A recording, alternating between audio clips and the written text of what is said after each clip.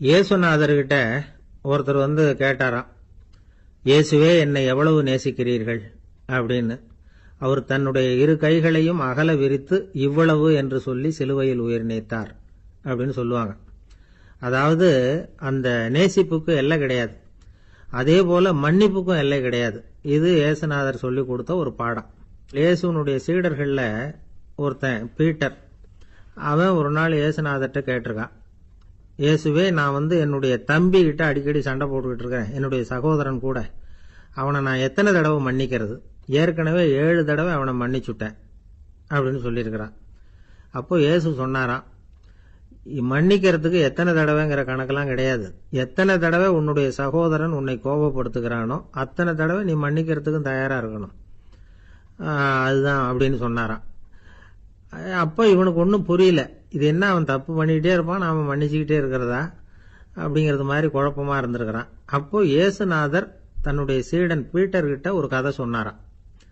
அந்த கதை இன்றைக்கு நாம எல்லாரும் சிந்தித்து பார்க்க வேண்டிய ஒரு கதை. அதாவது மன்னிப்பை விரும்புகிறவர்கள் மன்னிக்கவும் தயாராக இருக்க வேண்டும் அப்படிங்கிறது தான் அந்த கதையினுடைய தத்துவம். அந்த இயேசுநாதர் சொன்ன கதை என்னன்னா, ஒரு மன்னர் இருந்தார்.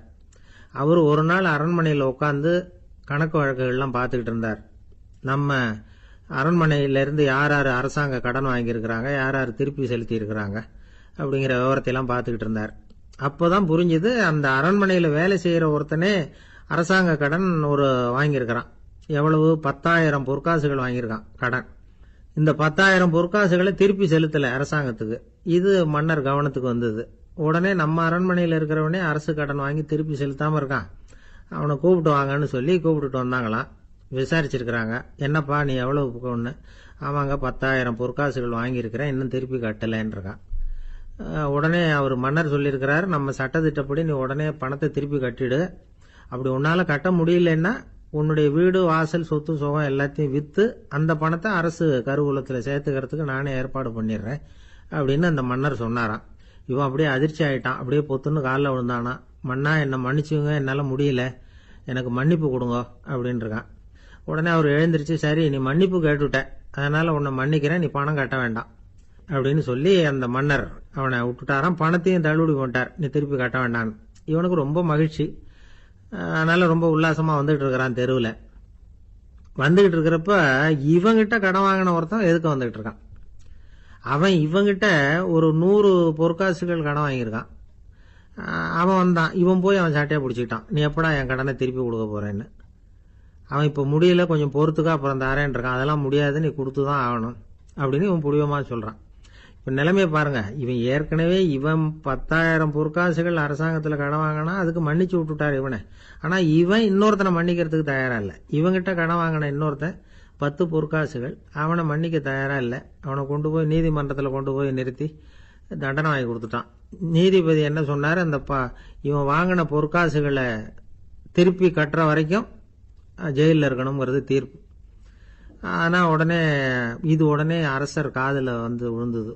சொல்லிட்டாங்க, உங்ககிட்ட மன்னிப்பு வாங்கிட்டு போனானே ஒருத்தன், அவன் இன்னொருத்தனை மன்னிக்கிறதுக்கு தயாரா இல்ல, அவனை கொண்டு போய் ஜெயிலில் அடைச்சுட்டான் அப்படின்னு. உடனே மன்னர் பார்த்தார், இவனை மறுபடியும் கூப்பிட்டு வர சொன்னார்.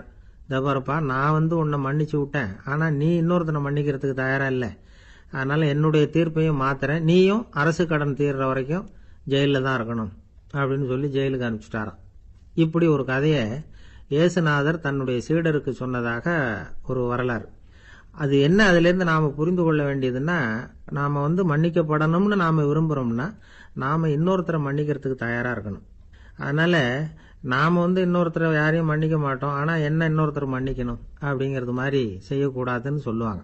அது மாதிரி நாம இப்ப இது தப்பா புரிஞ்சுக்கிறவங்களும் இருக்கிறாங்க. பாவம் மன்னிப்புங்கிறதுலாம் எதுக்குன்னா, அதாவது மறுபடியும் பாவம் செய்யாம இருக்கிறதுக்காக தான். அதான் மன்னிக்கிறாரே அப்படிங்கிறதுக்காக மறுபடியும் பாவம் பண்ணிட்டு இருக்கிறது இல்லை. அதான் ஒருத்தர் கேட்டாராம், பாவத்திலிருந்து மன்னிப்பு கிடைக்கணும்னா நீ என்ன செய்யணும் அப்படின்னு கேட்டிருக்காரு. அதுக்கு அவன் சொல்லியிருக்கிறான், நான் முதல்ல பாவம் செய்யணும், அப்பதானே மன்னிப்பு கிடைக்கும் அப்படின்னு. நானா இப்படிப்பட்டவர்கள் தான் இன்னைக்கு உலகத்தில் அதிகமா இருக்கிறாங்க. அதனால இந்த மன்னிப்பின் மகத்துவம்ங்கிறது இயேசுநாதர்ட்ட இருந்து தான் நாம புரிஞ்சுக்கணும். அந்த இயேசு சொன்ன அந்த மன்னிக்கிற மனோபாவம் இருந்தால் இன்னைக்கு உலகம் பூராவும் அமைதி பூங்காவாக இருக்கும். அதுல ஒன்றும் ஆச்சரியமே இல்லை, அதுல ஒன்றும் சந்தேகமும் இல்லை. அதனால மன்னிக்கிற மனோபாவத்தை நாம எல்லாரும் நமக்குள்ளே வளர்த்து கொள்ள வேண்டும் அப்படிங்கிறது தான் நாம இன்றைக்கு எல்லோரும் சிந்தித்து பார்க்க வேண்டிய ஒரு செய்தி. ஊருக்கு வெளியில அமைதியான ஒரு இடம், அங்க ஒரு ஆசிரமம், அங்க ஒரு சாமியார், அவர் தினமும் நல்ல போதனைகள்லாம் செய்வார். பல பேர் போய் அங்கேயே சில நாள் தங்கி இருந்து அவர் சொல்ற அறிவுரைகளை எல்லாம் கேட்டுக்கிட்டு வர்றது வழக்கம். ஒரு தடவை அவரை பார்த்துட்டு போறதுக்காக 3 வெளியூர் தம்பதிகள் வந்தாங்களாம். அந்த மடத்திலேயே சாப்பிட்டுக்கிட்டு தங்கி இருந்து அவங்களுடைய போதனைகளை கேட்டுக்கிட்டு போகணுங்கிறது அவங்க நோக்கம். காலையில குளிச்சுட்டு பூஜையில உட்கார்ந்தார் அந்த சுவாமி.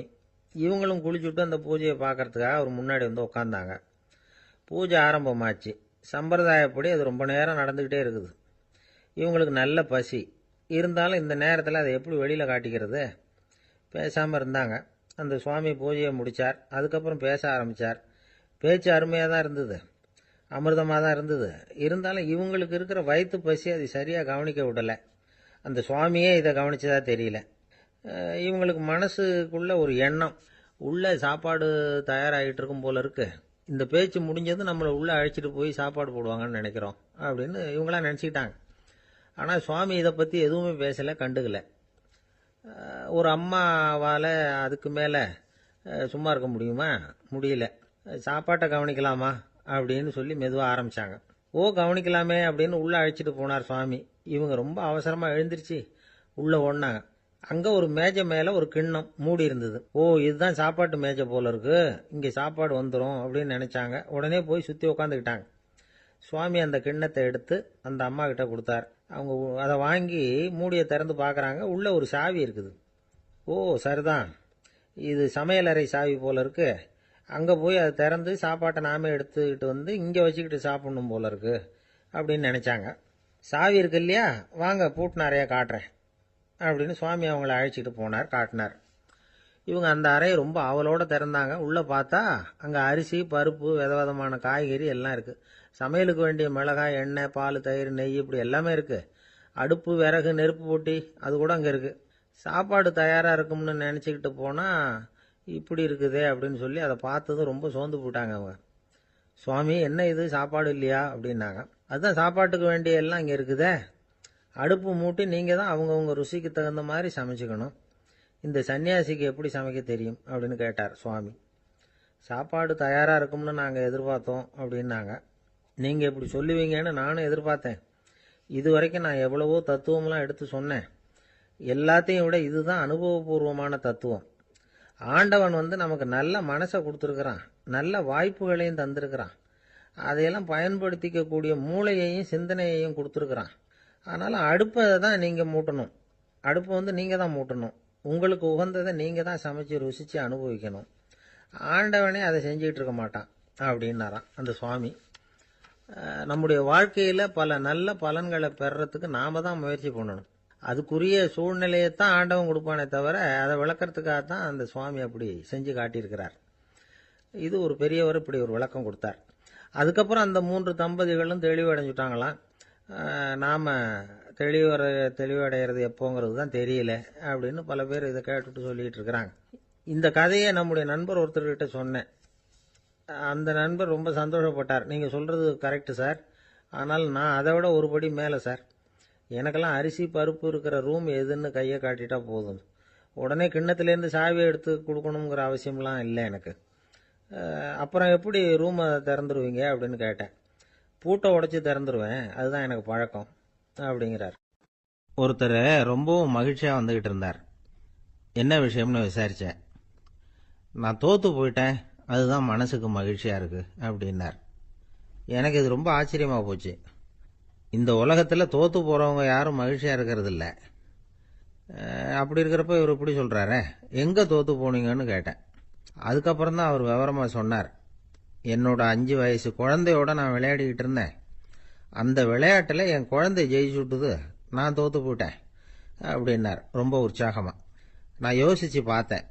அதாவது நாம் சின்ன குழந்தையா இருக்கிறப்போ எந்த விளையாட்டில் கலந்துக்கிட்டாலும் அதில் நாம தான் ஜெயிக்கணும்னு ஒரு வெறி நமக்குள்ளே இருக்கும். நம்மளை எதிர்த்து விளையாடுறவர் நல்லவரா கெட்டவரா, பெரியவரா சின்னவரா அப்படிங்கிறதெல்லாம் முக்கியம் கிடையாது.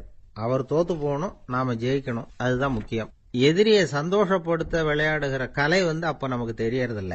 வாழ்க்கையில் ஒரு பக்குவம் வந்ததுக்கு அப்புறம் வெற்றி பெறணுங்கிற மன அழுத்தம் போயிடுது. போட்டியில் ஜெயிக்கணுங்கிறத விட குழந்தைய சந்தோஷப்படுத்தணுங்கிறது முக்கியமாக போச்சு. ஜெயிக்கணுங்கிற வெறி ஓடி போட்டுது. ஒரு குழந்தையா இருந்தப்போ நம்ம வளர்ச்சிக்கு உதவிய வெறி பெரியவனானதுக்கு பிறகு நமக்கு எதிரியா மாறுது. அதை சரியான சமயத்தில் நாம் புரிஞ்சுக்கிட்டோம்னா போதும், நாம பொழைச்சிக்கலாம். ஒவ்வொரு மனுஷனுமே வாழ்க்கையோட அடுத்த கட்ட வளர்ச்சியில் அடி எடுத்து வைக்கிற நேரத்தில் தன்கிட்ட இருந்து ஏதோ ஒரு குணத்தை அல்லது தன் குணம் இருந்த ஏதோ ஒரு உறவை நாம் இழக்கத்தான் வேண்டியிருக்குது. ஒரு கட்டம் வரைக்கும் உதவியா இருந்த குணம் அடுத்த கட்டத்துக்கு தடையா கூட மாறிடலாம். இந்த பரிமாண மாற்றத்துக்கு உள்ளாகிற ஒவ்வொருத்தரும் பிரத்யட்சமா இதை உணர்றாங்க. ஆனா பல பேர் எப்படின்னா பழசை திறந்துட்டு புதிய கொள்கைகளை உருவாக்கிக்கிறதுக்கு இஷ்டம் இல்லாம இருந்துடுறாங்க, அல்லது அப்படி செய்ய முடியாம தவிக்கிறாங்க. இதையெல்லாம் மீறி அந்த பழசை திறந்துட்டா அதை இழந்ததால உண்டாகிற மன அழுத்தம் சில காலத்துக்கு வருத்திக்கிட்டு தான் இருக்கும், வேற வழி இல்லை. ஆரோக்கியமான ஒரு முன்னேற்றத்துக்காக அந்த மன அழுத்தத்தை தாங்கிக்கத்தான் வேணும் அப்படிங்கிறாரு அந்த உலக புகழ்பெற்ற மேதை ஒருத்தர், இந்த ஸ்காட் பெக் அப்படிங்கிறவர். பிறந்த நாள் முதல் இதுதான் சரி அப்படின்னு கற்பிக்கப்பட்டு வந்த ஒவ்வொரு தத்துவத்தையும் தங்களுடைய வளர்ச்சிக்கு தகுந்த மாதிரி மாற்றி அர்த்தப்படுத்தி கொள்ள முடியாமல் வாழ்க்கை சூழல்ல அப்படியே அரைப்பட்டு தூளாகிறவர்கள் தான் ரொம்ப தவிக்கிறாங்களாம். இதுதான் அவருடைய கருத்து. பெரும்பாலும் மனிதர்களுடைய நடுத்தர வயசுல, அதாவது 30 தாண்டுகிற சமயத்துல தான் இந்த தவிப்பு உண்டாவதுதான். இதை தான் மேற்கத்திய நாடுகளில் அடிக்கடி மிட் லைஃப் கிரைசிஸ் அப்படின்னு சொல்றாங்க. அப்பப்போ பழசையெல்லாம் தொலைச்சி விட்டு புதுசா பிறக்கிறதுக்கு கத்துக்கணும். ஒவ்வொரு நிமிஷத்தையும் அந்த நிமிஷத்துக்கு ஏற்ற சித்தாந்தம் கொண்டவர்களாக சந்திப்போம் அப்படிங்கிறார் அந்த உளவியல் நிபுணர். இப்படி பழகிக்கிட்டா வாழ்க்கை இன்பமயம், இல்லைன்னா தவிப்பு மயம்தான். பழசை தொலைக்க முடியாதவர்கள்ல எத்தனையோ பேர் உண்டு, எத்தனையோ ரகம் உண்டு. அதுல வேடிக்கையான நண்பர்களும் உண்டு. ஒருத்தர் நண்பர் வீட்டுக்கு போனார். அவர் ஏதோ இனிப்பு பலகாரம் கொடுத்து சாப்பிட சொல்லியிருக்கிறாங்க அவங்க வீட்டில். இவர் சாப்பிட்டு பார்த்துட்டு சொன்னாராம், சார் 6 மாசத்துக்கு முன்னாடி ஒரு தடவை இங்க வந்தேன், அப்போ ஒரு இனிப்பு பலகாரம் கொடுத்தீங்க, அது இதை விட நல்லா இருந்தது சார் அப்படின்னாராம். அப்ப செஞ்ச அதே இனிப்பு பலகாரம் தான் சார் இதுவும் அப்படின்னாராம் அவர். ஒரு நாள் ஒரு தகப்பனார் தன்னுடைய பிள்ளைய அழைச்சிட்டு வந்தார். சார், இவன் சரியா படிக்க மாட்டேங்கிறான், பெரியவங்களை மதிக்க மாட்டேங்கிறான், நீங்க கொஞ்ச நாள் இவனுக்கு குருவா இருந்து நல்ல விஷயங்களை சொல்லி கொடுத்தா தேவையில்லைன்னார். பெரியவங்களையும் மதிக்காதவன் எப்படி என்ன மதிக்க போறான் அப்படிங்கிறது நமக்கு யோசனை வரும் இல்லையா? வேணாங்க, என்ன விட்டுருங்க அப்படின்னோம். அவர் விட மாட்டேன்னு விட்டார். இல்லைன்னா அவரே சிஷ்யன் ஆயிடுவார் போல இருந்தது. சரி, வேற வழி இல்லாம அந்த பையனையே என்னுடைய சைடை நான் ஏத்துக்கிட்டு உபதேசம்லாம் பண்ண ஆரம்பிச்சோம். அதாவது குரு பக்தின்னா அது எப்படி இருக்கணுங்கிறத பத்தி சொல்லி கொடுத்தோம் அவனுக்கு. சதமகர் அப்படின்னு ஒரு குரு இருந்தார். அவருக்கு ஒரு சீடர். அவன் பேரு துளசி சைதன்யன், நைஷ்டிக பிரம்மச்சாரி. தன்னுடைய குருவுக்கு எந்த நேரத்தில் எது தேவைங்கிறத புரிஞ்சுக்கிட்டு சேவை செய்கிறவன். ஆனால் இவனை பற்றி மற்ற சீடர்களுக்கு பொறாம வந்துட்டுது. இவன் மட்டும் இப்படி இருக்கானேன்னு உடனே குரு கிட்ட போய் கோல் மூட்டினாங்க. அவன் சரியில்லை, அவன் நடந்துக்கிறது சரியில்லை, அப்படி இப்படின்னு எதையாவது சொல்லி. இருந்தாலும் இதையெல்லாம் அந்த குரு நம்பலை. அவருக்கு தெரியும் யார் யார் எப்படின்னு. துளசி சைதன்யன் பெருமையை மற்ற சீடர்களுக்கு உணர்த்தணும் அப்படின்னு நினைச்சார். அதுக்கு ஒரு வழி பண்ணார். ஒரு நாள் சீடர்களை எல்லாம் கூப்பிட்டுக்கிட்டு ஒரு காட்டு வழியா போய்கிட்டு இருந்தார். அங்க ஒரு பெரிய மலை அருவி கொட்டிக்கிட்டு இருந்தது. குரு சீடர்கள் பக்கம் திரும்பினார். இந்த மலையின் மேலே இருந்து அந்த படு பாதாளத்துல குதிக்கிறதுக்கு உங்கள யார் தயார் அப்படின்னு கேட்டார்.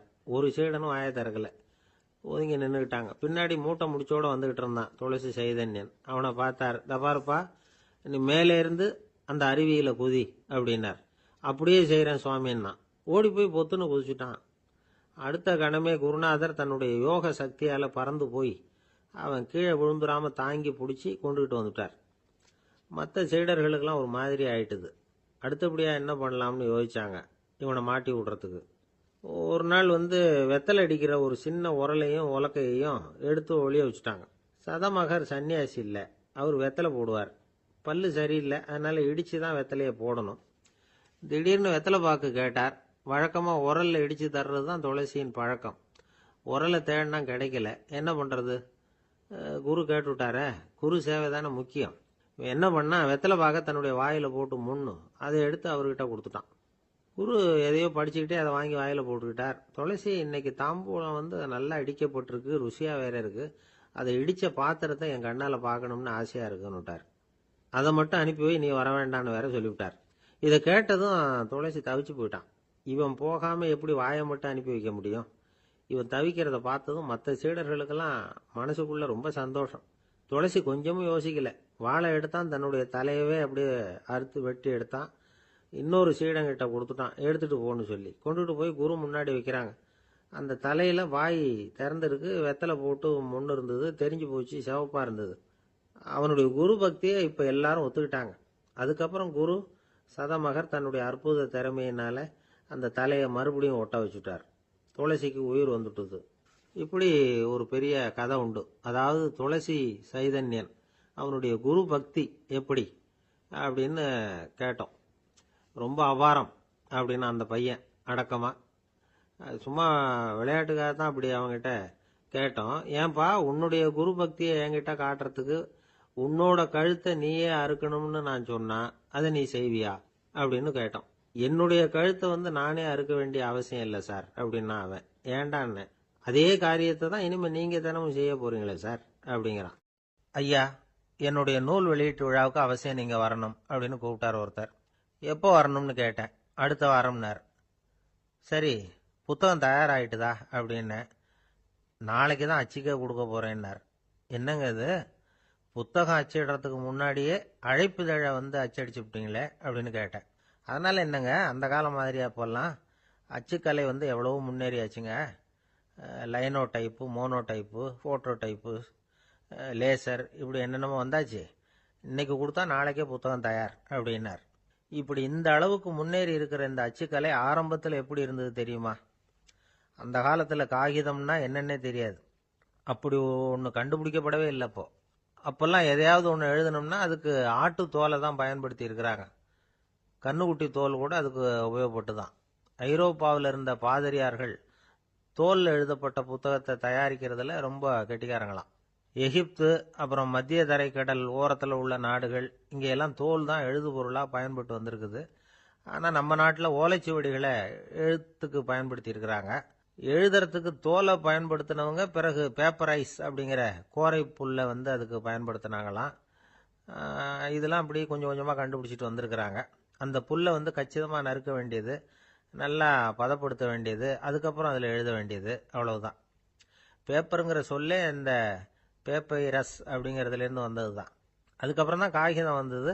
இதை முதல்ல சீன நாட்டில் தான் கண்டுபிடிச்சாங்க. அது வந்த பிறகு அச்சு எந்திரம் கண்டுபிடிக்க வேண்டிய அவசியம் ஏற்பட்டது. அதை கண்டுபிடிச்சவர் ஜெர்மானிய அறிவியல் அறிஞர் ஜான் கூட்டன்பர்க். அச்சு கலைக்கு அடித்தளம் அமைச்சவர் அவர் தான்.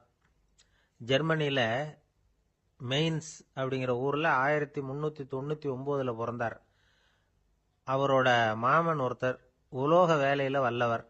அவர்கிட்ட இந்த வேலையை கற்றுக்கிட்டார். அதோட வைர கற்களை பட்டை தீட்டுறதுலையும் ரொம்ப தேர்ச்சி பெற்றிருந்தார். இளம் வயசுலேயே சும்மா இருக்க மாட்டாராம். எதை செஞ்சாலும் அதை திறமையாக செய்வாராம். அவர் தான் முதல்ல மர அச்சு எழுத்துக்களை உருவாக்கினார். அது மேலே மை தடவி பிரதிகள் எடுத்தார். அதுக்கப்புறம் உலோக எழுத்துக்கள், முதல்ல காரியம், அப்புறம் இரும்பு, அப்புறம் கலப்பு உலோகம்.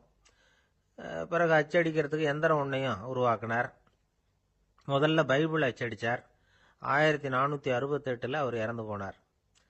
16ஆம் நூற்றாண்டில் மேலை நாடுகளிலிருந்து மர எழுத்துக்களை கொண்டுகிட்டு தமிழ்நாட்டில் கிறிஸ்துவ நூல்களை அச்சிட்டாங்க. அப்பெல்லாம் அச்சகங்கள் போதிய அளவுக்கு இங்கே இல்லை. அதுக்கு என்ன காரணம்னா, இந்தியர்கள் அச்சகங்களை நடத்தக்கூடாது அப்படின்னு சட்டம்.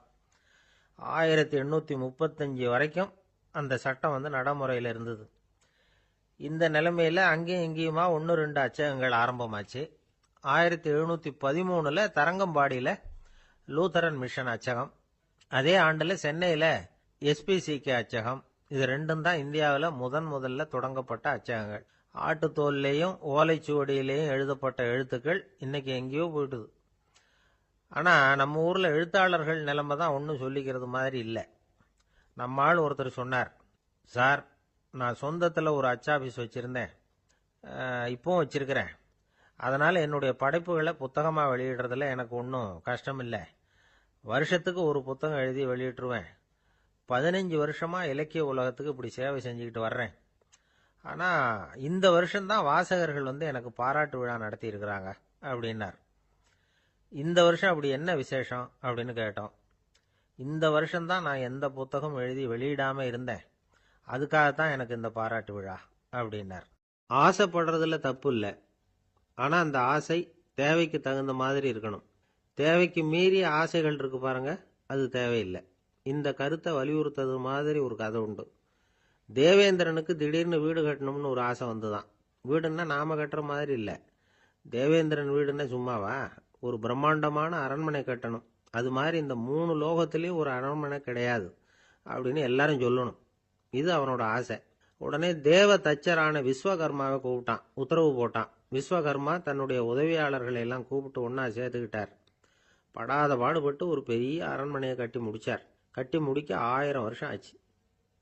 தேவேந்திரன் வந்து பார்க்கறான். அவனுக்கு திருப்தி ஏற்படலை.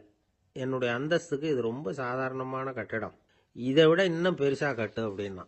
தேவ தச்சர் திணறி போயிட்டார். அவரால் அதுக்கு மேல எதுவும் செய்ய முடியல. என்ன பண்றதுன்னு யோசனை பண்ணார். நேரா நாரதர் காலில் போய் விழுந்தார். நீங்க தான் என்ன இந்த பிரச்சனையிலேருந்து காப்பாற்றணும்னார். நாரதர் யோசனை பண்ணார். சரி கவலைப்படாதேன்னார். நேரா இந்திரன் கிட்ட போனார். இந்திரன் வந்து நாரதரை பார்த்த உடனே வாங்கன்னு கூட்டிட்டு போய் அரண்மனையை காட்டினான். இது மாதிரி ஒரு அரண்மனையை நீங்க வேற எங்கேயாவது பார்த்துருக்கிறீங்களா அப்படின்னு ரொம்ப பெருமையா கேட்டான்.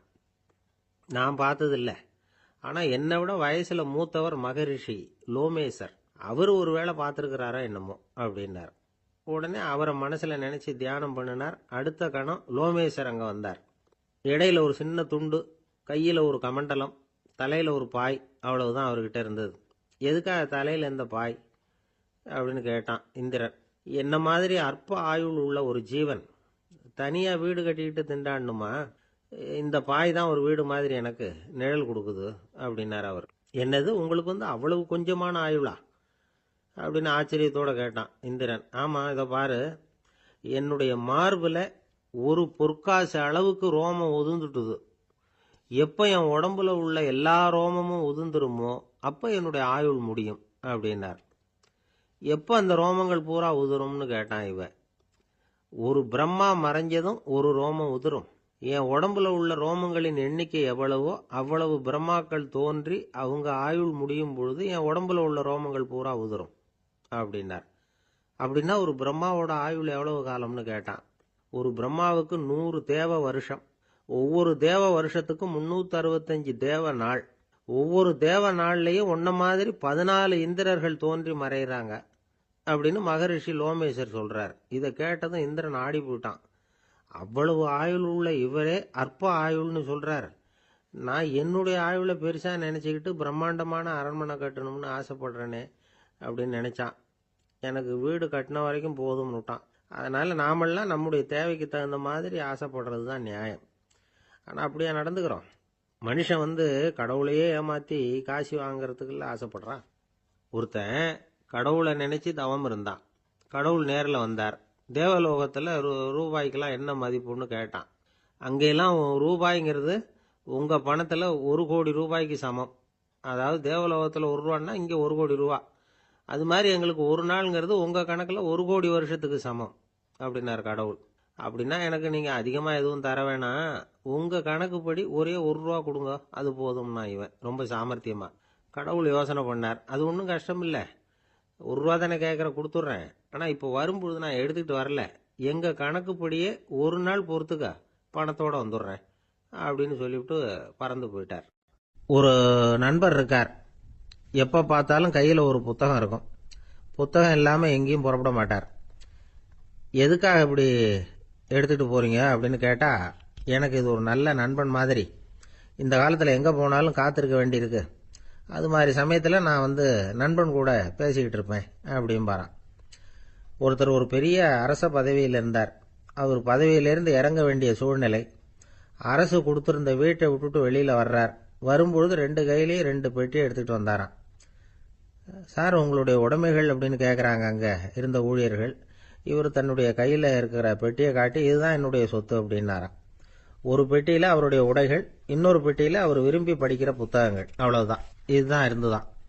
புத்தகம் படிக்கிறது வந்து மனசுக்கு நல்லதுங்கிறது நமக்கு தெரியும். புத்தக வாசிப்பு வந்து உடம்புக்கும் நல்லதுங்கிறாங்க. அது நமக்கு ஆச்சரியமா தான் இருக்குது. ஒரு நபர் ஒரு வருஷத்துல சராசரியா 2000 பக்கங்களை படிச்சிருக்கணுமா, யுனெஸ்கோ பரிந்துரை. ஆனா நம்ம நாட்டில் நாம சராசரியா படிக்கிறது 32 பக்கங்கள், அவ்வளவுதான். இவ்வளவுக்கு நம்ம நாட்டில் 6000த்துக்கும் மேற்பட்ட நாளேடுகள், 2000த்துக்கும் மேற்பட்ட இதழ்கள், மலர்கள், இவ்வளவு இருந்தும் சரியா வரல. இந்த உலகத்துல முதல் நூலகம் எங்க எப்ப ஆரம்பமாச்சு தெரியுமா? கிமு 2500 ஆண்டுல அது ஆரம்பமாயிருக்குது. பாபிலோனியாவில் அமில் அணு அப்படிங்கிற அரசன் தான் நூலகத்தை உருவாக்கி இருக்கிறான். அப்பெல்லாம் தாள் கிடையாது, களிமண் தான். களிமண் பலகைகளில் எழுதி அது தொகுத்து அப்படியே நூலாக்கி அதை நூலகத்தில் வச்சிருப்பாங்களாம். அரசருடைய நூலகத்தில் 1000த்துக்கும் மேற்பட்ட நூல்கள் இருந்ததாக வரலாற்று குறிப்பு இருக்குது.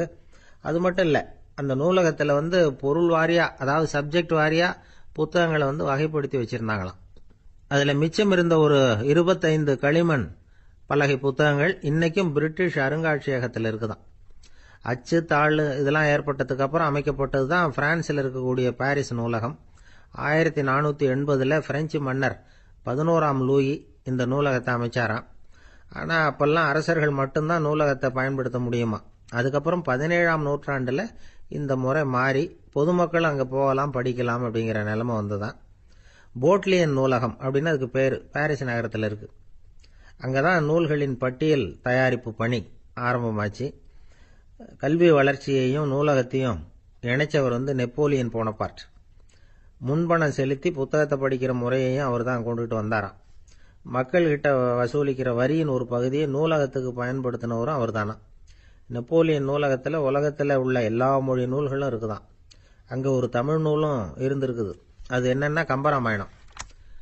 சோவியத் யூனியனுக்கு படையெடுத்து போனப்போ அங்கிருந்து லட்சக்கணக்கான புத்தகங்களை இந்த பனிச்சறுக்கு வாகனங்கள் இருக்குல்ல, அதில் கொண்டுகிட்டு வந்ததாக வரலாறு.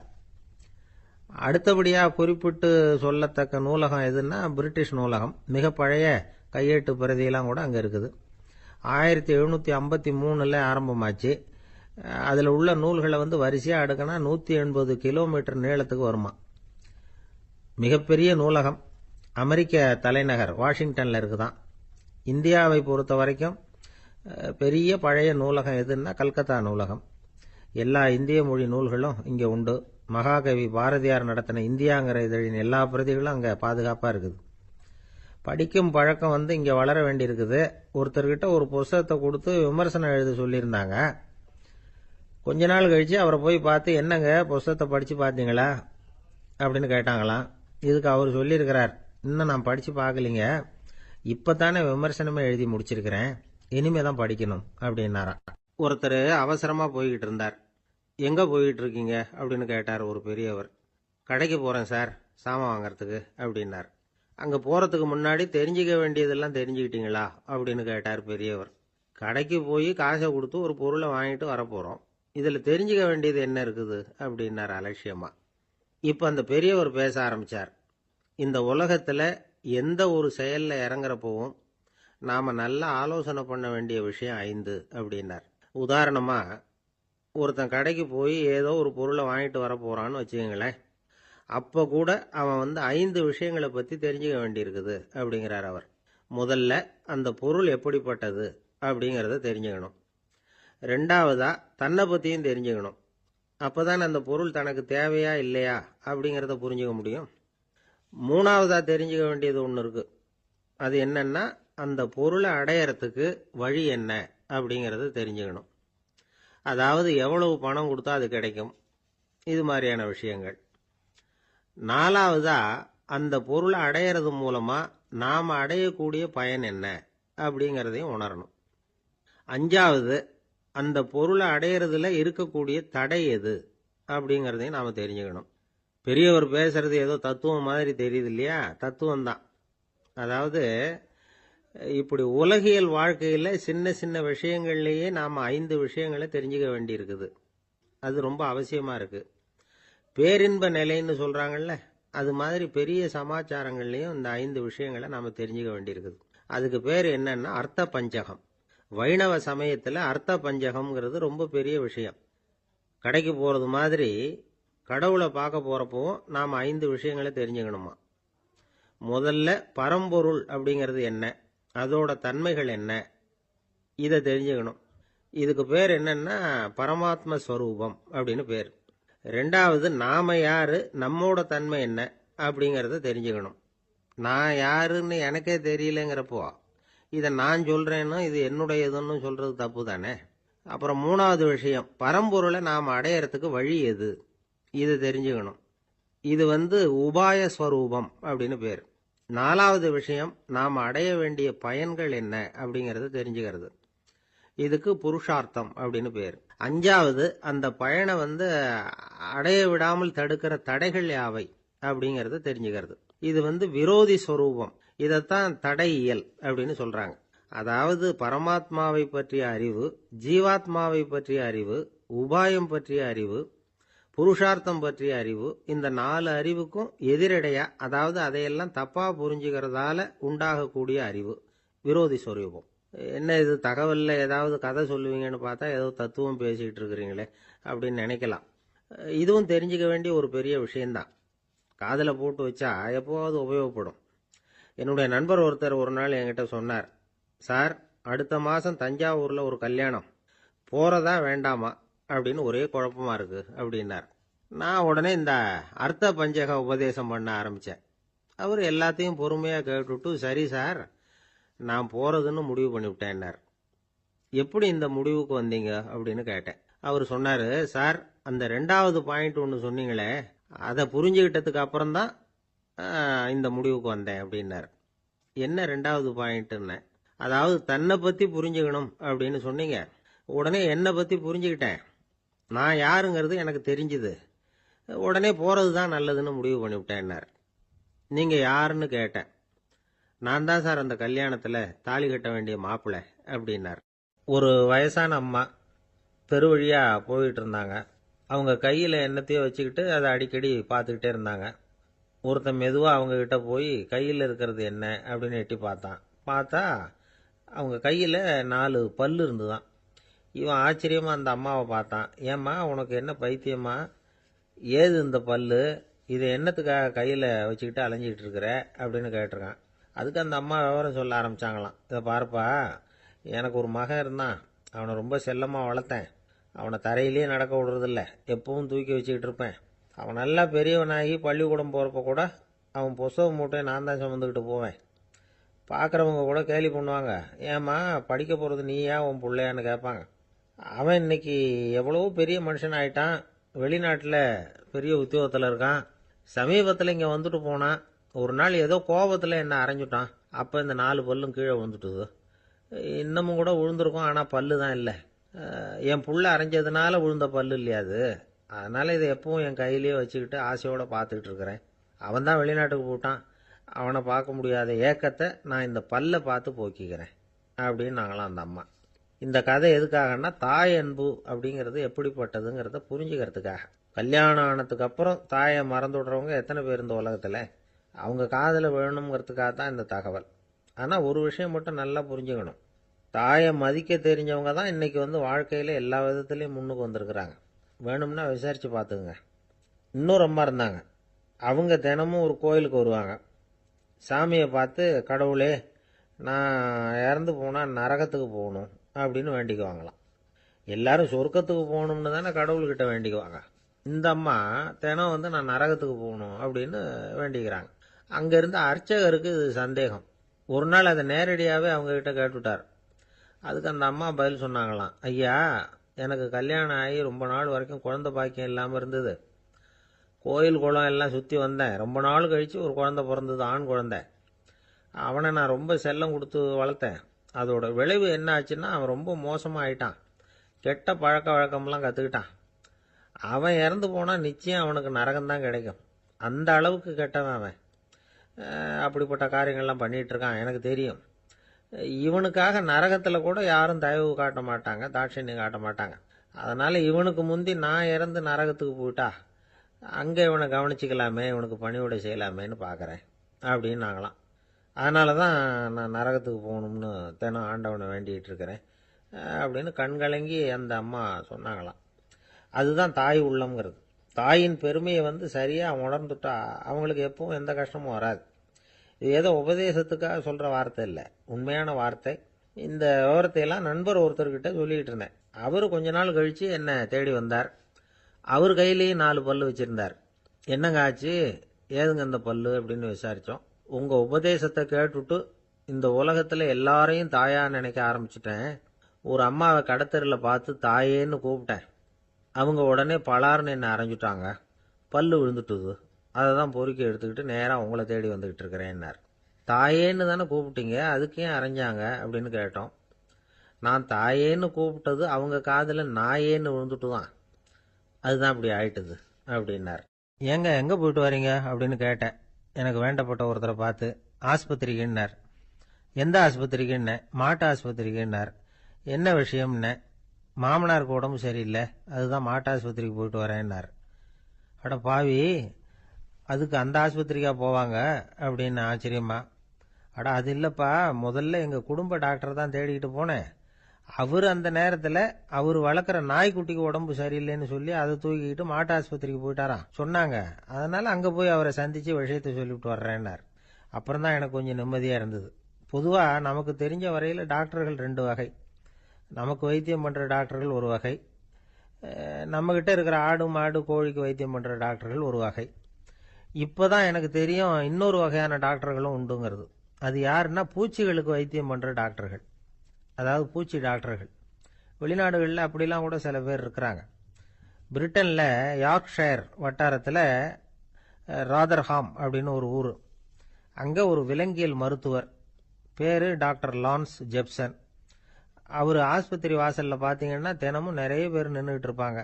கையில் கண்ணாடி குடுவை, தகர டப்பா இப்படி ஏதாவது இருக்கும். அதுக்குள்ளே ஏதாவது பூச்சிகள் இருக்கும். அதுக்கு வைத்தியம் பண்ணுறதுக்காக வந்தவங்க தான் அவங்கெல்லாம். சிலந்தி பூச்சி, பல்லி, தேளு, பாம்பு இப்படி ஏதாவது இருக்கும். பொழுதுபோக்காக சில பேர் நாய், பூனை, கிளி, மைனா, புறா இப்படி ஏதாவது வளர்க்குறாங்கல்ல, அது மாதிரி இப்போல்லாம் தேளு, பல்லி, பாம்பு, பூச்சி இதையெல்லாம் வளர்க்க ஆரம்பிச்சிட்டாங்களாம். இது ஒரு புது ஃபேஷன். இப்போ கூண்டுக்குள்ளே டப்பாக்குள்ளே போட்டு வளர்க்குறது, அதுக்கு ஏதாவது நோய் வந்துட்டுதுன்னா வைத்தியம் பண்ணுறதுக்கு டாக்டர்கிட்ட வந்துட வேண்டியது, இப்படி இந்த பழக்கம்லாம் நிறையா வந்துட்டுது. ரத்தம் உறிஞ்சிற அட்டைகள் கூட இவங்ககிட்ட வைத்தியத்துக்கு வருதான். சிலந்திகளில் செங்கால் சிலந்தின்னு ஒரு வகை. மத்திய அமெரிக்க காடுகளில் இது அதிகம். சிலந்திகள்லேயே ரொம்ப விலை உசந்தது இந்த ரகம்தான். கால்களில் சிவப்பு கோடுகள் இருக்கும். இந்த இனம் இப்போ குறைஞ்சிக்கிட்டே வர்றதுனால சர்வதேச விதிகளின்படி இவற்றின் ஏற்றுமதி இறக்குமதிக்கு தடை விதிக்கப்பட்டிருக்குது. அதனால் இதை வளர்க்குறவங்க வீட்டுக்குள்ளேயே இனவிருத்தி மூலமாக பெருக்கி விற்பனை பண்ணிட்டு வராங்களாம்.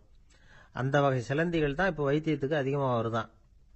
சரி, இதுக்கெல்லாம் எப்படி வைத்தியம் பண்ணுறாங்க? முதல்ல அதை குளிர்பதன பெட்டியின் வழுவழுப்பான சுவரில் விட்ட உடனே அதெல்லாம் மெதுவாக இறங்கி வரும். அப்போ அதன் நோயை கண்டுபிடிக்கிறது சுலபம்.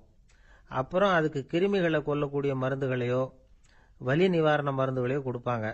கால் உடைஞ்ச சிலந்திகளுக்கு பசையை கொண்டு ஆப்ரேஷன் பண்ணுவாங்க. சில சிலந்திகளுக்கு உடைஞ்ச காலை எடுத்துட்டா புதிய கால் வளர்ந்துடும். சிலந்திகளை மனிதர்கள் கையில் எடுக்கிறப்போ அது பயந்து போய் கீழே குதிக்குது, அதனால் கால் உடஞ்சி விடுது, இல்லைன்னா வயிறு சேதமடையுது. அந்த நிலைமையில் வர்ற சிலந்திகளுக்கு மயக்க மருந்து கொடுத்து ஆப்ரேஷன்லாம் கூட பண்ணுறாங்களாம்.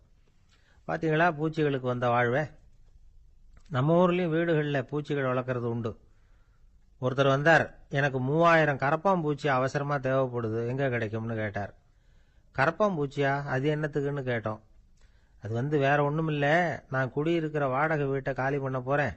வீட்டு சொந்தக்காரர் என்ன சொல்கிறாருன்னா, இந்த வீட்டுக்கு நான் குடி வந்தப்போ எப்படி இருந்ததோ அதே நிலைமையில் விட்டுட்டு போகணும்னு வீட்டுக்காரர் சொல்லியிருக்கிறார், அதனால தான் கேட்டேன் அப்படின்னார்.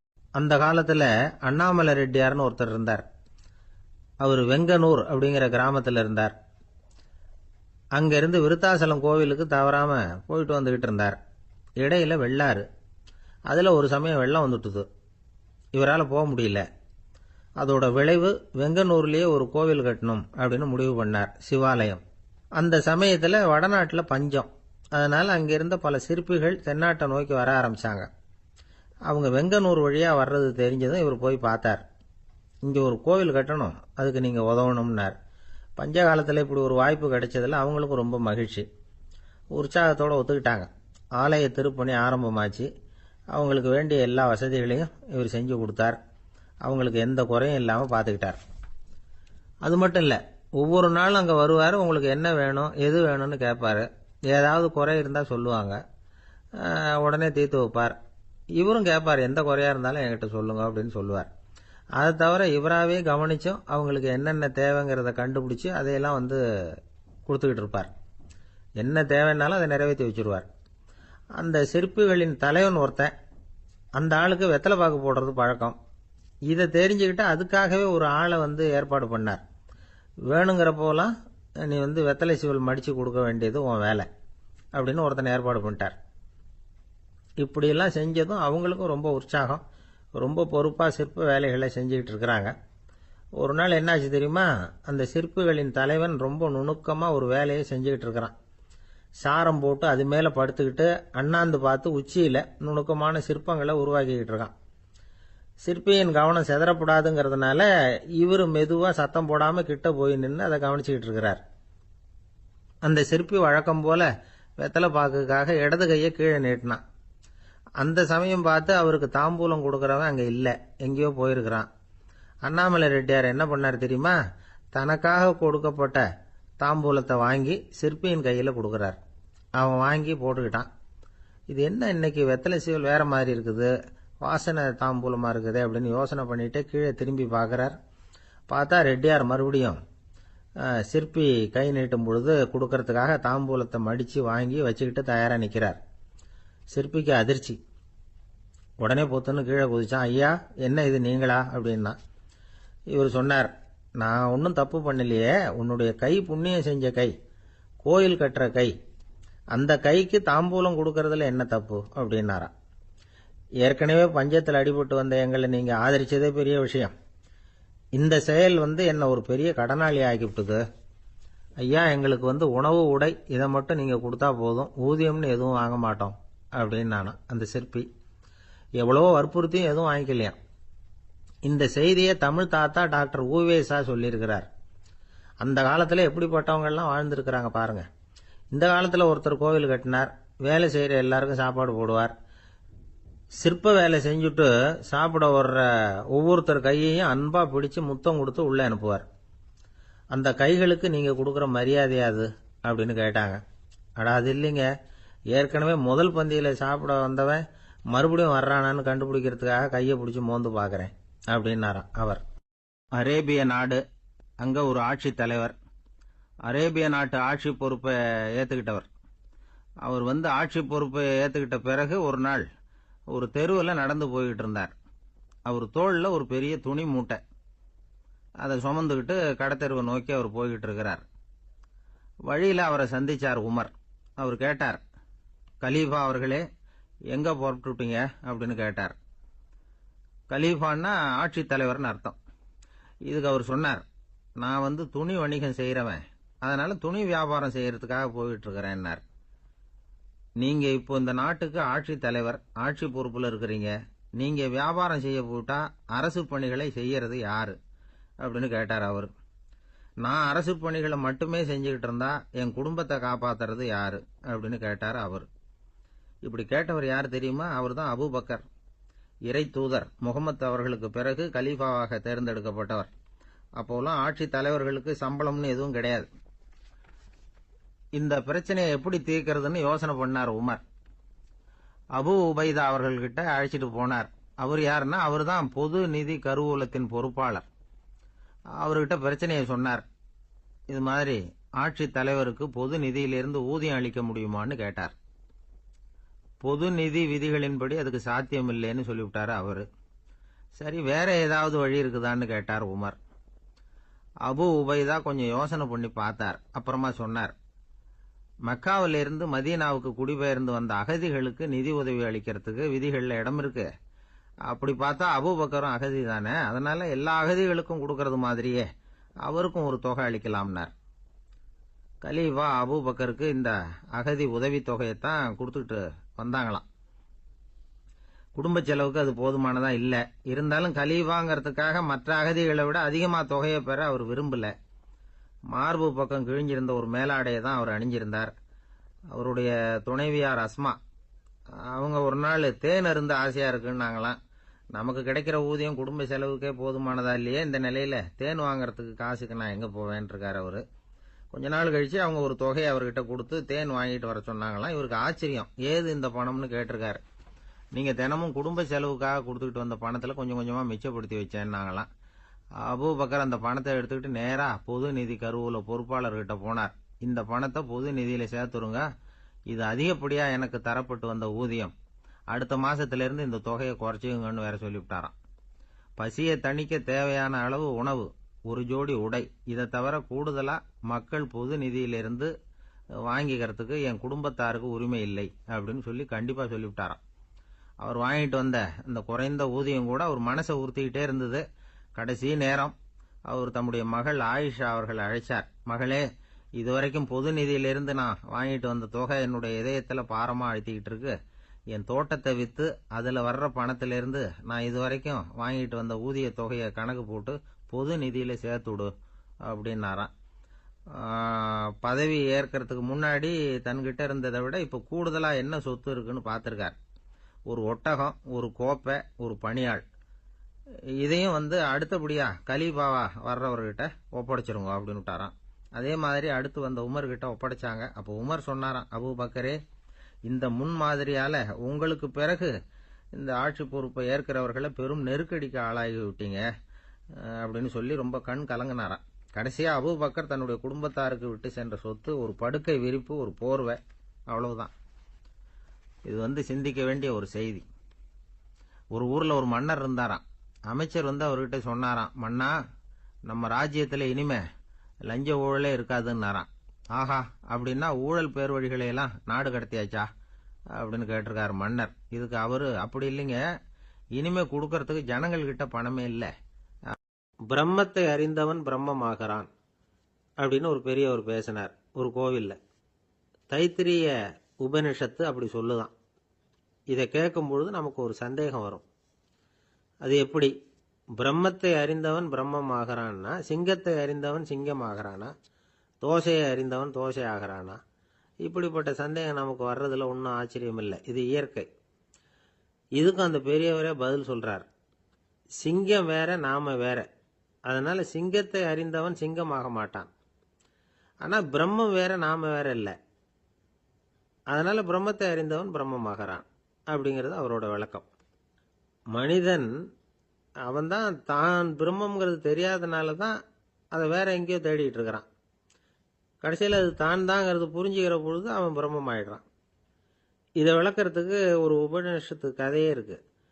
நமக்கு தெரிஞ்ச கதை தான், ஆனால் அதை வேற விதமான அர்த்தத்தில் விளையாட்டா சொல்லிட்டு இருக்கிறோம். ஒரு சமயம் ஒரு 10 நண்பர்கள் ஒரு காட்டு வழியா போயிட்டு இருக்கிறாங்க. குறுக்க ஒரு நதி, அதை கடந்து அடுத்த பக்கம் போகணும்.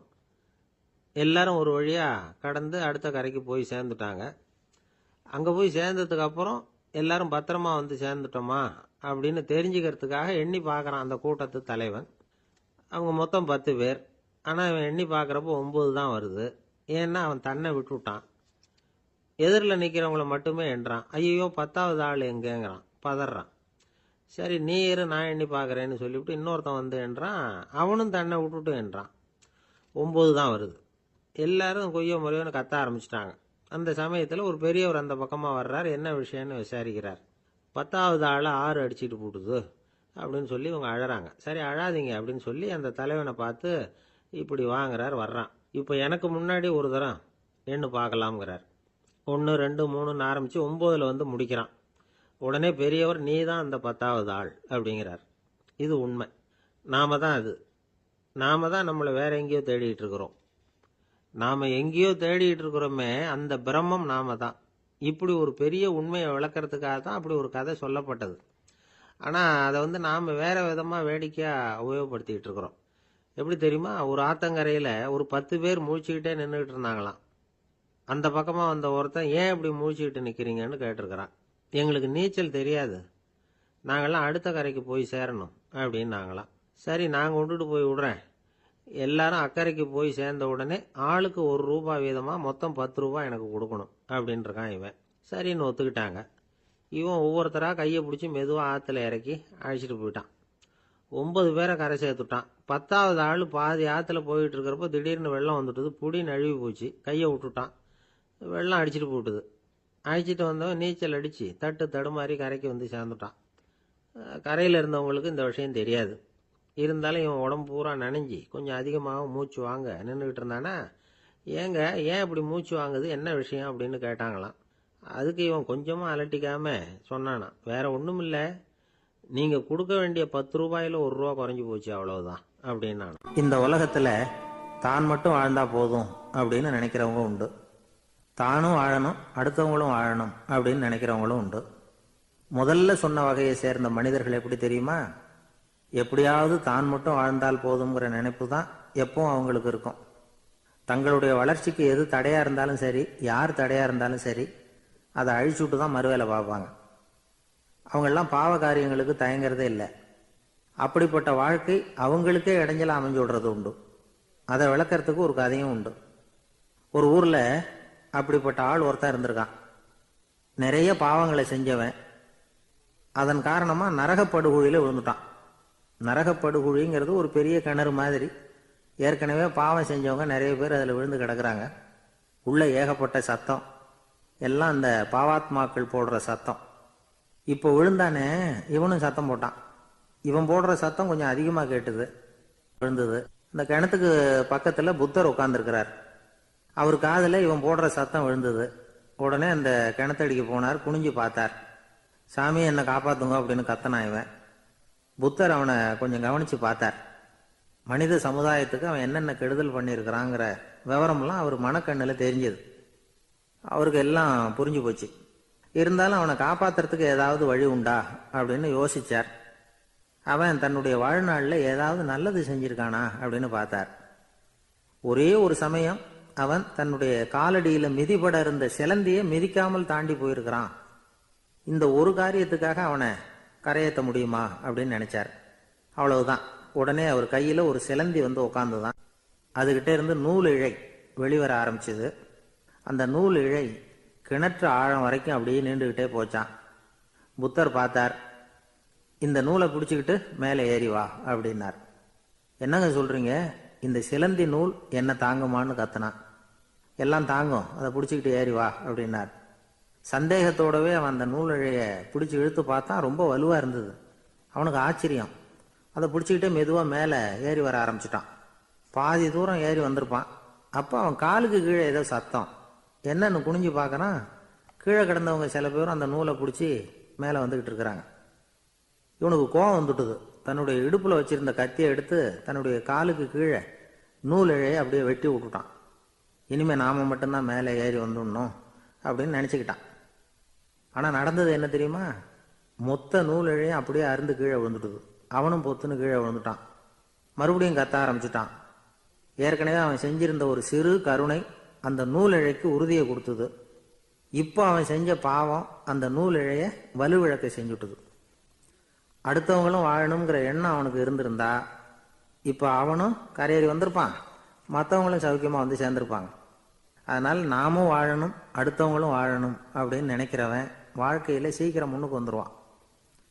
ஒருத்தன் ஒரு டாக்டர் கிட்ட போனான். மருந்து வாங்கினான். வாங்கி கொண்டாந்து பேசாமல் வச்சுட்டான், சாப்பிடல.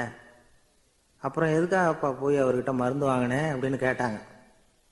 டாக்டர் வாழணும் இல்லையா, அதனால தான் அப்படின்னா. அவர் கொடுத்த மருந்தை நீ ஏன் சாப்பிடல அப்புறம் அப்படின்னு கேட்டாங்க.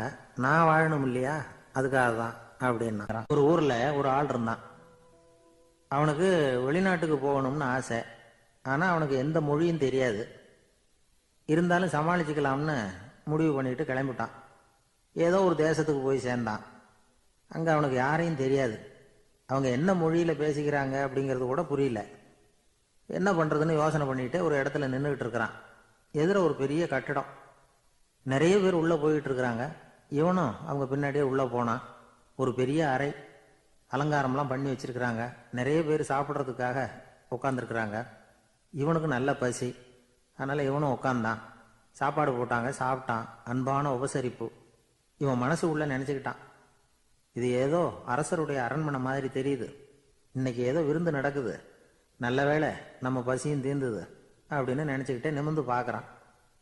சாப்பாடு பரிமாறினவன் எதிரில் ரொம்ப பணிவோட முதுகை வளைச்சி வணக்கம் தெரிவித்தான். இவனும் எழுந்திரிச்சு நின்று முதுகை வளைச்சி வணக்கம் தெரிவித்தான். ரொம்ப நன்றின்னா. அவன் ஒரு சீட்டை இவன் கையில் கொடுத்தான். இவன் அதை வாங்கி பார்க்குறான், என்ன எழுதியிருக்குன்னு ஒன்றும் புரியல. சரி, இந்த நாட்டில் தங்களுடைய நன்றியை சீட்டில் எழுதி தான் கொடுப்பாங்க போல இருக்கு அப்படின்னு நினச்சிக்கிட்டு மறுபடியும் நன்றின்னா. ஆனால் அவன் காசை கொடுங்கன்னா. ஏன்னா அது ஒரு ஹோட்டல், இவன் சாப்பிட்டதுக்கான பில் அது. இவன் அதை புரிஞ்சிக்கவே இல்லை. நன்றின்னு அந்த சீட்டில் எழுதி கொடுக்குறாங்க போல இருக்கு அப்படின்னு நினச்சிக்கிட்டு அதை வாங்கி சட்டை பையில் பத்திரமா வச்சுக்கிட்டு பரவாயில்லைங்க ரொம்ப மகிழ்ச்சின்னா. ஒரு வெளிநாட்டுக்காரனுக்கு இவ்வளவு தூரம் மரியாதை பண்ணுறீங்களே, எங்கள் ஊருக்கு போனதும் உங்களை பற்றி நிறைய சொல்லுவேன் அப்படின்னா. இவன் என்ன சொல்கிறான்னு அவனுக்கு புரியல. இவனை பிடிச்சி அழைச்சிட்டு போய் முதலாளி முன்னாடி நிறுத்தினான். நாம் சொன்னதில் இவனுக்கு ரொம்ப பெருமையாக இருக்கணும் போல இருக்கு, அதுதான் பெரிய இடத்துக்கு அழைச்சிட்டு வந்திருக்கிறான் அப்படின்னு இவன் நினச்சிக்கிறான். அவரும் பில்லுக்கான பணத்தை கொடுங்கிறாரு. பரவாயில்லைங்க ரொம்ப மகிழ்ச்சி நன்றிங்கிறான் இவன். அவரு பார்த்தார், இவனை நீதிமன்றத்துக்கு அனுப்பி வச்சுட்டார். இவன் என்ன நினச்சிக்கிட்டான், நம்மளை இந்த ஊர் ராஜா முன்னாடியே அழைச்சிக்கிட்டு வந்து நிறுத்தி இருக்கிறாங்க போல இருக்கு, என்ன ஒரு பெருந்தன்மை அப்படின்னு நினச்சிக்கிறான். நீதிபதி சொன்னார், சாப்பிட்டதுக்கான பணத்தை கொடுத்துரு, இல்லைன்னா அதுக்கான தண்டனை அனுபவிக்க வேண்டி இருக்கும்னார். ராஜாவே நமக்கு நன்றி சொல்கிறாரு போல இருக்கு அப்படின்னு நினச்சிக்கிறான் இவன். என் மகிழ்ச்சிக்கு எல்லையே இல்லைங்க அப்படின்னா. அவரு பார்த்தார், இவனுக்கு தண்டனை கொடுக்க வேண்டியது தான் அப்படின்னு முடிவு பண்ணார். உடனே தீர்ப்பு எழுதினார். இவனை கழுதையில் பின்புறமாக உட்கார வைங்க, இவன் ஒரு மோசடிக்காரன் அப்படின்னு ஒரு போர்டு எழுதி அவன் கழுத்தில் மாட்டுங்க, அப்புறம் அந்த கழுதையை ஊர் பூரா விரட்டுங்க அப்படின்னார். இவனுக்கு தான் மொழி புரியலையே, ஏதோ நடக்குது அப்படிங்கிறது மட்டும் புரியுது. எல்லாரும் சேர்ந்து இவனை ஒரு கழுதை மேலே உட்கார வச்சாங்க. ஓஹோ, நம்மளை பாராட்டி ஒரு ஊர்வலம் நடத்துகிறாங்க போல இருக்கு அப்படின்னு நினச்சிக்கிறான் இவன். எல்லாரும் சத்தம் போட்டுக்கிட்டே கையை தட்டிக்கிட்டு கழுதை பின்னாடி ஓடி வர்றாங்க. இவனுக்கு ரொம்ப உற்சாகமாக இருக்குது. எல்லாருக்கும் கை கூப்பி வணக்கம் சொல்லிக்கிட்டே போகிறான். கூட்டத்தில் திடீர்னு ஒரு தெரிஞ்ச முகம் தெரியுது. அவனுடைய தேசத்தை சேர்ந்த ஒரு ஆள் அவன். அவனை பார்த்ததும் இவனுக்கு ரொம்ப உற்சாகம். நம்ம ஊருக்கு போனதும் இங்கே நமக்கு கிடைச்ச மரியாதையெல்லாம் உண்மைதான்னு சொல்கிறதுக்கு ஒரு சாட்சியும் கிடைச்சுட்டுது அப்படின்னு நினச்சிக்கிறான். அவனை பார்த்து கத்தனான், நல்லா பார்த்துக்க, இந்த ஊர் மக்கள் எனக்கு எப்படிப்பட்ட வரவேற்பு கொடுக்குறாங்கங்கிறத நல்லா கவனிச்சுக்கோ அப்படிங்கிறான். அவனுக்கு அவமானமாக போட்டுது. தலையை குனிஞ்சுக்கிட்டே நழுவி போயிட்டான். இவன் பார்த்தான், அவன் தலை தெரியல. ஆகா, அவனுக்கு நம்ம மேலே பொறாமை போல இருக்கு, அதனால தான் காணாமல் போயிட்டான் அப்படின்னு நினச்சிக்கிறான். இப்படி ஒரு வேடிக்கை கதையை பெரியவங்க சொல்கிறது உண்டு. கதை வேடிக்கையாக இருந்தாலும் இதில் உள்ள கருத்து என்ன தெரியுமா? அந்த கழுதை மேலே உட்காந்துருக்கிறானே, அது மாதிரி தான் நாமளும் அகங்காரம்ங்கிற கழுதை மேலே உட்காந்துக்கிட்டு இருக்கோமா. நாமளும் கிட்டத்தட்ட அதே மாதிரி பிரம்மையில் தான் இருக்கிறோமா. என்ன நடக்குதுங்கிறதே புரியறதில்லை. அகங்காரத்தில் பேசுகிறவனுக்கும் சித்த சுவாதீனம் இல்லாமல் பேசுகிறவனுக்கும் அதிக வித்தியாசம் இருக்கிறதில்ல. அது மாதிரி ஒருத்தன் தன்னுடைய வீட்டை சுற்றி சேற்ற வாரி இறைச்சிக்கிட்டு இருந்தானா. அந்த வழியாக வந்த ஒரு பெரியவர் அதை பார்த்துருக்கார். என்னப்பா பண்ணிகிட்டு இருக்கிற அப்படின்னு கேட்டாராம். கழுதைகளை விரட்டிக்கிட்டு இருக்கிறேன் அப்படின்னானா. இங்கே கழுதைகளே காணுமே அப்படின்னாரான் அவரு.